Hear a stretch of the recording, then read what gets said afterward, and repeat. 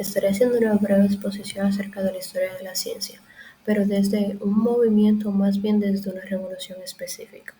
Y ciertamente esta revolución tuvo que ver con la construcción intelectual de la historia del pensamiento científico occidente. En esta ocasión me refiero a la Revolución Copérnica. ¿Qué fue la Revolución Copérnica? Desde la modernidad se entiende que la revolución es lo que trae algo nuevo, aquello que ya existía. No lo elimina como tal, sino que lo innova.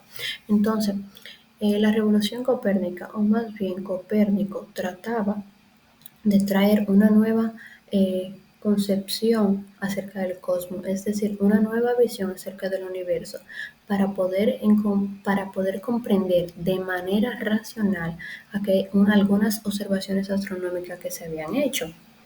Siguiendo de esto, este trató de explicar movimiento celeste, dígase movimiento de la luna, el sol y otro cuerpo celeste de manera racional.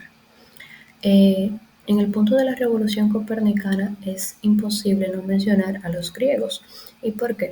Porque después del siglo VI a.C., los griegos fueron los principales que desarrollaron el conocimiento occidental de manera lógica. Pero esto establecían dos puntos esenciales a la hora de dar explicaciones. Uno era excluir los elementos sobrenaturales y otro era el de vincular a las respuestas. Es decir, que si yo iba a estudiar por qué el día, por qué la noche, por qué el uso de calendario y todo lo referente a esto, debería ser desde la astronomía. Y esto me lleva a recordar una experiencia personal que me pasó que cuando yo estudiaba mercadeo, aunque en una parte se relacionara con la contabilidad, el estudio de mercado yo no lo podía hacer desde la contabilidad, sino que tenía que hacer un estudio de mercado referente a la demanda que había de un X producto, pero la contabilidad no me lo podía dar como tal. Y esto establecen los griegos, la vinculación con las preguntas, es decir, que si yo voy a preguntar de la naturaleza, no esté vinculado a la matemática en un cierto sentido, sino a esa rama del saber que se relaciona con eso objetivamente. Pasando de eso y en la misma línea, vamos a hablar acerca de los fenómenos celestes. El primero es el movimiento del Sol. Para esto es preciso establecer dos conceptos fundamentales que son el solsticio y el equinoccio. El solsticio es cuando el Sol alcanza su mayor excursión, ya sea hacia el sur o hacia el norte, relativo al ecuador celeste, mientras que el equinoccio es un momento dado del año en que el Sol está situado en el plano del ecuador celeste. Un ejemplo de solsticio es el de verano en el hemisferio sur, que se da el 21 de diciembre, y está en el hemisferio norte el solsticio de invierno el 21 de junio. Esto me hace recordar el cuatrimestre de verano, donde los días son más largos y las noches son más cortas. Y por lo general me gusta hacer las tareas de noche, entonces se me complica un poco por ese solsticio que se está dando. Continuamente de eso están los movimientos lunares y los movimientos planetarios. De los movimientos lunares se puede decir que la luna tiene 4 fases, entre ellas la luna nueva, cuarto creciente, luna llena y cuarto menguante.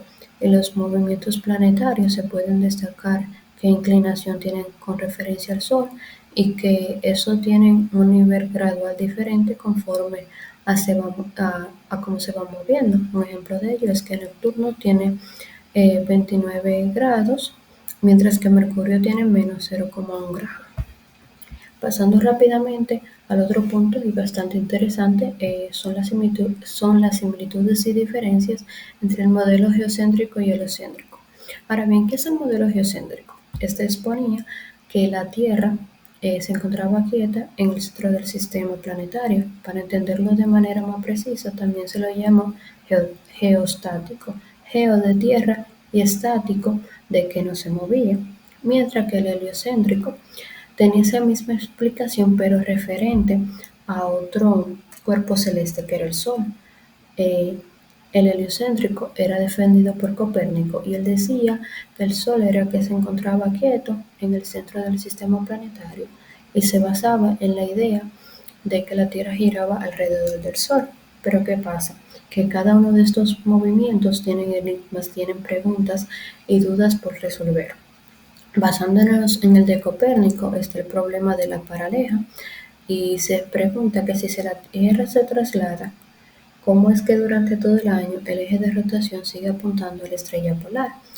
Existen diferentes respuestas a esta y la más lógica hasta el momento es que la Tierra es la que se mueve sobre un eje imaginario y que este está coincidencialmente ubicado en la estrella polar. Pasando rápidamente al otro punto bastante interesante también es la ciencia aristotélica.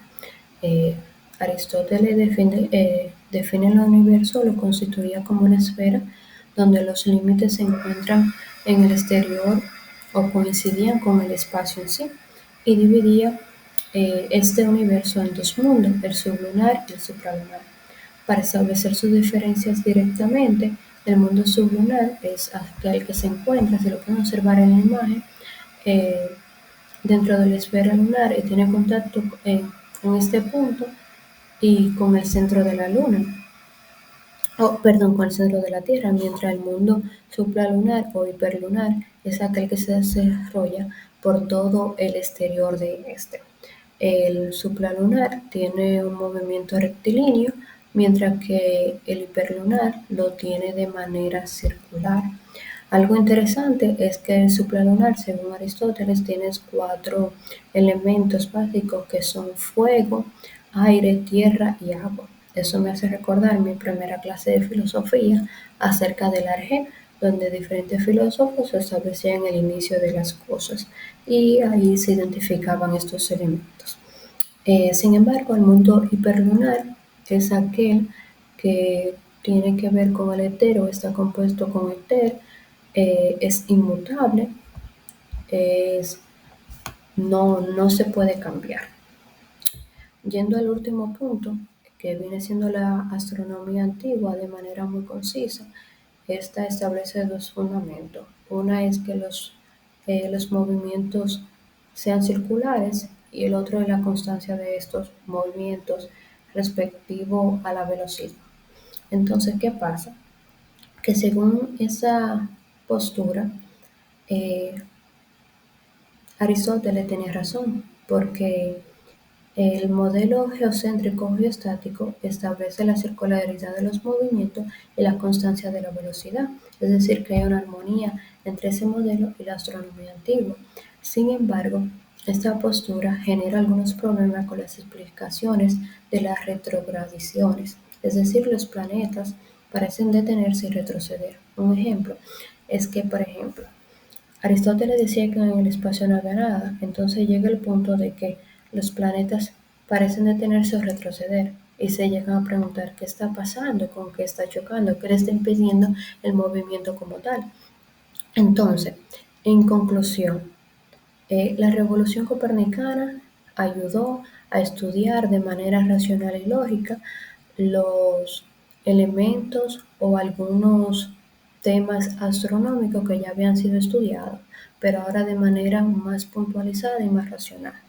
Existen diferentes modelos para entender el punto de la astronomía que se desarrollaba en el momento, que fue el heliocéntrico y el geocéntrico, y comprender que cada uno de estos movimientos como tal en el momento no eran totalmente verídicos y aún incluso existen dudas, sino que la historia de la ciencia y más en este campo de la astronomía, la cosmología y la física se va desarrollando paulatinamente y que existen cuestionantes acerca de esas teorías que se han formulado, pero todo en sí se dirige a obtener un conocimiento verdadero que pueda ser explicable a través de las referencias o a través de los datos, es decir, que los hechos sean explicables, que las experiencias puedan ser contadas desde una manera racional. Muchas gracias, el Cosmo agradece vuestra atención y se despide Sudri Capellán. Un placer.